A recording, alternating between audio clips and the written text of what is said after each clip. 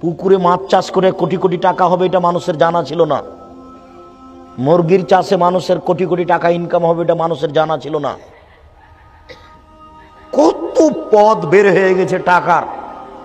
20 বছর পরে আরো কত পথ বের হবে তা মানুষ জানে না। শুধু এইভাবে আল্লাহ রাসূল বলেছেন, বসেতাত আলাইকুম দুনিয়া কামা বসেতাত মান কানা কাবলাকুম। পৃথিবী তোমাদের সামনে তুলে ধরা হয়েছে। দেখো প্রযুক্তি আর প্রযুক্তি, দেখো তোমরা পৃথিবী, প্রযুক্তি আর প্রযুক্তি পৃথিবীতে দেখো, শুধু টাকা আর টাকা, শুধু টাকা আর টাকা।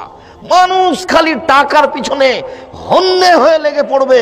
কোথায় বৈধ আর কোথায় অবৈধ সেটা ভাববে না। এই কথাই রাসূল সাল্লাল্লাহু আলাইহি ওয়াসাল্লাম বলছেন, বসেতাত আলাইকুম দুনিয়া কামা বসেতাত মান কানা কাবলাকুম।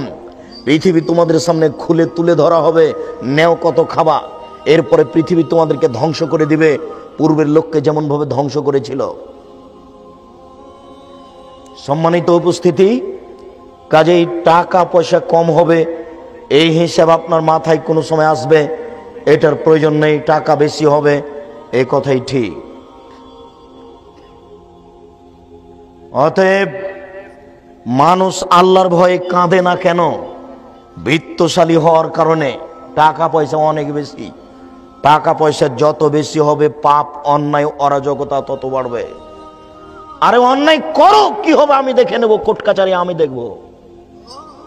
মানুষের টাকা হলে মানুষ এটা করবে, এই কথা আল্লাহ বলেছেন, এই কথা আল্লাহ রাসূল বলেছেন। আল্লাহর রাসূল বলছেন, মানুষ যদি আল্লাহকে চিনতো তাহলে বেশি বেশি কাঁদতো, কম কম হাসতো। মানুষ তো আল্লাহকেই চিনে না, কাঁদবে কি? চিনার প্রয়োজনও নেই। যেদিনই পেটে বাচ্চা এসেছে সেদিনই স্বামী স্ত্রী ভাবছে যে ছেলেকে ইংরেজি শিখাতে হবে, পিসি স্কুলে ভর্তি করতে হবে, সরকারি রেসিডেন্সিয়াল স্কুলে ভর্তি করতে হবে। 5 বছরের ছেলেকে বাপ বানাবে মাইকেল মধুসূদন দত্ত।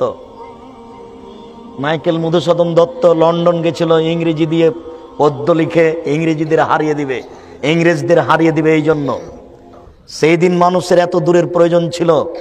আজকে মানুষ তার চেয়ে বেশি ভাবছে, অথচ তার হিসাব ভুল। সম্মানিত উপস্থিতি, আপনি মিথ্যা পরিহার করুন, সত্য গ্রহণ করুন, আল্লাহকে ভয় করুন।